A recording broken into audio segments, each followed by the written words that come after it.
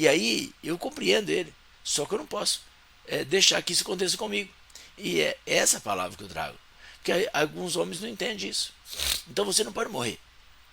Sua esposa precisa de você, seus filhos precisam de você. E se você é solteiro, seus pais te amam. Você é um presente de Deus para os seus pais. Como é que você vai deixar morrer assim? Se arriscar com coisas violentas, com coisas perigosas, com vícios, com coisas que destroem o seu corpo. É isso que a gente precisa pensar, né? Então o diálogo traz isso tudo, traz clareza para tudo isso. Segundo ponto que eu falei sobre a amizade do casal e a amizade entre pais e filhos. Por quê? Sempre pegando como referência o casamento. Tá? O casamento é sempre referência para uma família. Na, na sua casa. O seu casamento é referência, se você é casado. Agora, se você é solteiro, o casamento é referência dos seus pais. Então você precisa, por mais que seja conturbado, problemático, seja o que for, é a referência que você tem. Não tem como você negar isso. E às vezes a referência é pouco. Por isso nós precisamos buscar clareza, buscar entendimento, buscar conhecimento. O povo está sendo instruído porque lhe falta conhecimento. Pronto. Dois pontos que falei então, de diálogo e de amizade. Tá? Andarão dois juntos se não estiverem em acordo? Gente, casal que não é amigo, olha, é um problema. Eu vejo muitos casais que eles não têm amizade. Você percebe, dá para você perceber logo que eles não têm. Antigamente falava, não tem aquela química. Hoje em dia, não deu match. Quer dizer, eles estão casados, mas eles não têm prazer em estar junto. Eles não têm diálogo. Qual que é a conversa de muitos casais? E se isso estiver acontecendo com você, acenda a luz de alerta e comece a trabalhar para que isso seja restaurado. Procure ajuda psicológica, ajuda de pastor, do seu líder, dos seus pais, do seu sogro, sua sogra, de um casal referência que você conhece, para saber assim. E vão prosseguir aqui no canal, que aqui vai ter muito conteúdo também para isso. Só que eu não dou conta de falar tudo de uma vez, senão a live seria o tempo todo, 24 horas por dia, até esgotar os assuntos. E não é possível fazer isso. A gente também não tem capacidade de compreender tudo de uma vez. Então a gente percebe, porque olha, por exemplo, ó, o casal, eles não têm assunto quando estão juntos. Muitos casais, quando estão dentro de casa sozinhos, hoje em dia fica no celular, antigamente ficava na televisão. Normalmente a mulher fica nos seus afazeres domésticos. Por mais que a mulher trabalhe fora, a carga doméstica ainda assim, 80% ou mais, fica por conta da mulher.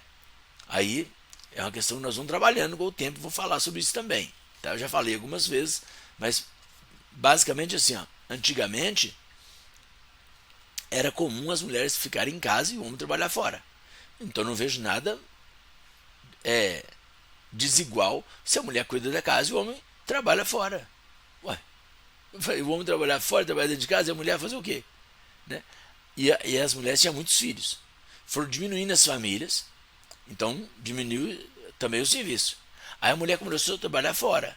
A mulher trabalhando fora, o homem precisa dividir os afazeres domésticos com ela. Então pagar alguém que faça esse trabalho para os dois. Porque haja fôlego para uma mulher trabalhar o dia inteiro fora e trabalhar cuidando de uma casa e de criança também.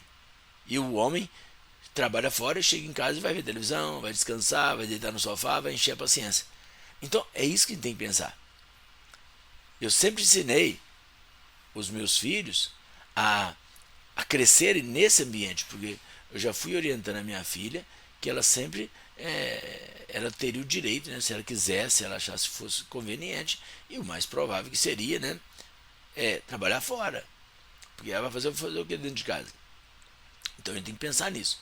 Mas que ela também conversasse com o futuro namorado, quando ela estivesse namorando, ou com o namorado, quando ela já estava namorando, sobre essa questão, porque é importante conversar com isso antes. Conversar com o namorado, com a namorada antes. Ó, tudo que for conversado antes do casamento vai ajudar muito nesse futuro relacionamento conjugal. E para o meu filho, eu já ensinei para ele, desde a primeira infância também, que quando ele se casasse, provavelmente a esposa dele trabalharia fora e ele precisava aprender a fazer algumas coisas, tá? Porque eu sou da geração diferente. Eu sou da geração que a gente desde novinho era treinado para trabalhar fora e aceitar, naquela época, estou falando da minha época, 50 anos atrás, que provavelmente a esposa não trabalharia fora. Poucas mulheres trabalhavam fora quando eu era criança, quando eu era adolescente. Da minha adolescência para cá, que foi mudando essa situação. Hoje em dia, né, a maioria das mulheres trabalham fora, que é uma coisa natural. Tá? Então, nós temos que entender o contexto da sociedade que nós vivemos. Não dá para comparar com a vovó, com a bisavó. E não dá para comparar. Você tem que ver o seu ambiente. E aí, meu filho sabe cuidar de casa, sabe fazer comida, sabe lavar roupa. E depois que casou, aperfeiçoou, né? Porque a mãe sempre dá uma moleza, mas a esposa não dá mole, não. A esposa sempre ensina um pouco mais. E é super saudável. Eu confesso que eu não sei fazer. Em compensação, a minha esposa nunca precisou, quando ela sempre trabalhou, mas trabalhou dentro de casa, e em alguns momentos nós pagamos alguém para que fizesse o trabalho de casa. Então, são situações diferentes que tudo a gente resolve com o quê? Com diálogo. É com diálogo que a gente conversa, é com diálogo que a gente resolve as coisas. Não é com briga, não é com ameaça, não é com problemas.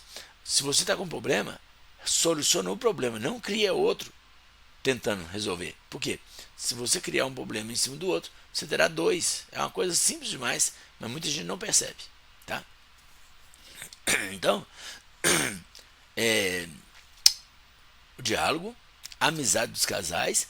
E aí ontem eu comecei a falar sobre o sexo. Gente, o sexo é uma polêmica terrível, porque já vem carregado de preconceito, de tabus. E quando fala de sexo na igreja, já é, né, no meio de religiosos, seja crente ou de outra religião, tá? Seja evangélico ou outra religião. Porque o que eu estou falando, eu não sei quem vai me ouvir. Pessoas de outras religiões, pessoas que não têm religião nenhuma. Então eu tenho que falar de forma mais geral assim. Então, mas a maioria das pessoas tem algum tipo de conceito religioso. E quando fala sexo, associa sexo ao pecado. Gente, sexo não é pecado. Sexo é uma prática normal para o ser humano adulto. O ser humano adulto. E Deus colocou isso para que acontecesse no casamento. Alguns vão defender, não, porque eu não creio em Deus. Tudo bem, aí você pensa aí, o que pode te ajudar. Mas porque aqui o canal, ele é baseado na palavra de Deus. Aqui qualquer um pode aplicar o que eu estou falando, mas a nossa palavra é baseada na palavra de Deus. Afinal de contas, nós começamos no Salmo 127. Se o Senhor não edificar a casa, em vão trabalhos que edificam. Eu só falo aqui baseado na palavra de Deus.